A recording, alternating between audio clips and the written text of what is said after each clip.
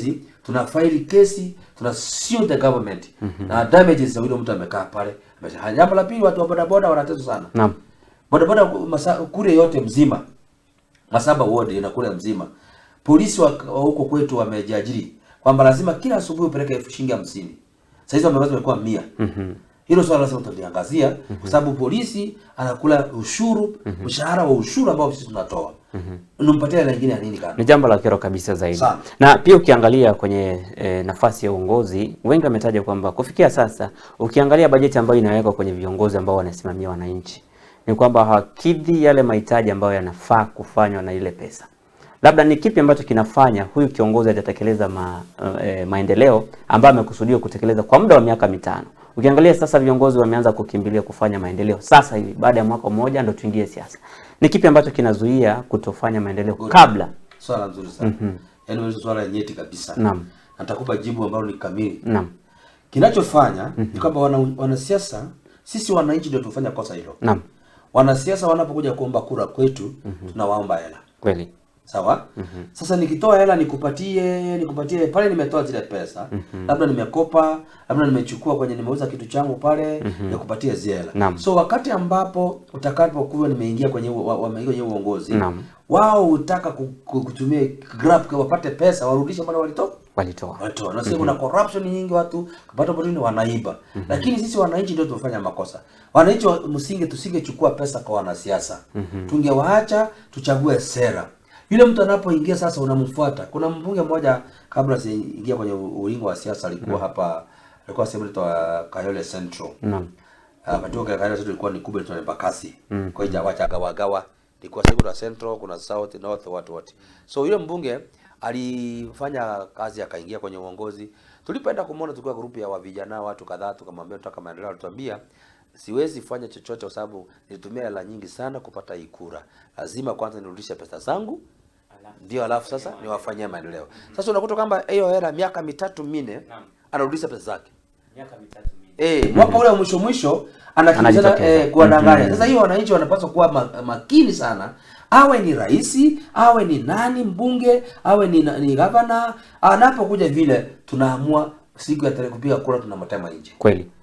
Ni jambo nzuri kabisa. Viongozi ambao wanatazamiwa sana ni viongozi ambao wako na uadilifu. Kwa hivyo watazamaji, tembelea tovuti yetu pamoja na pia ukurasa wetu wa Facebook pamoja na YouTube, TikTok pia tuko live kwa wale ambao wanatazama TikTok.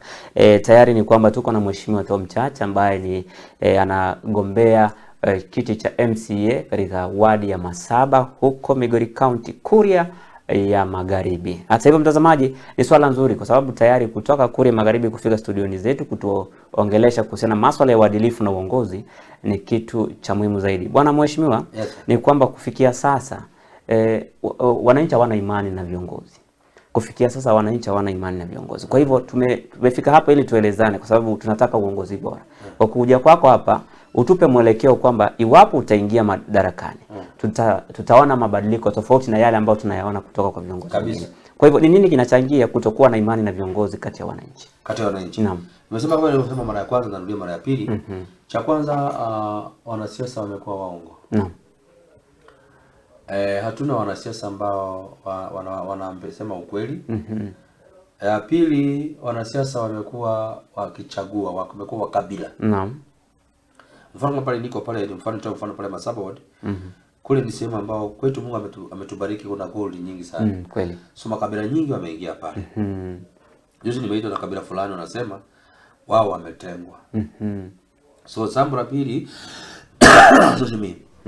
ni ukabila.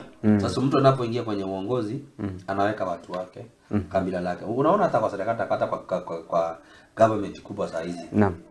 Utaona kiongozi yule ambao pale juu wanaofuata ofisini mkwake ni watu wa lugha yake. Naam. So jambo la kwanza nataka nione Mkenya kama Mkenya.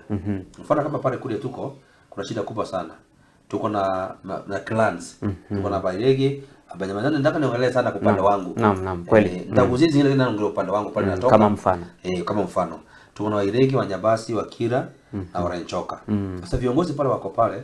Sasa hizi kama mfano mbunge ni Waranchoka na upande ule ni Wanyabasi. Unakuta viongozi wanatugawa kwa misingi ya clan. Anakuta clan ile anatoka anafanya maendeleo sana kuliko hii clan nyingine. So hilo swala ambalo tunataka tuliongelee kwamba nitakapoingia pale mimi mfano ni kuwaunganisha Wakenya pamoja. So wananchi wamekosa kuamini wanasiasa kwa sababu wanasiasa wamekuwa na cha kwanza wamekuwa waongo, cha pili wako na ukabila, cha tatu wako na mapendeleo. Sasa kila mtu anasema mtu wetu, mtu wetu, mtu wetu. Kama tungeweza kupata mtu ambaye anatoa face ya Kenya, face ya Wakenya, then ilikuwa muhimu sana. Kweli kabisa. Ni jambo nzuri kabisa ambalo tumelizungumzia kwa sababu ukipata kwa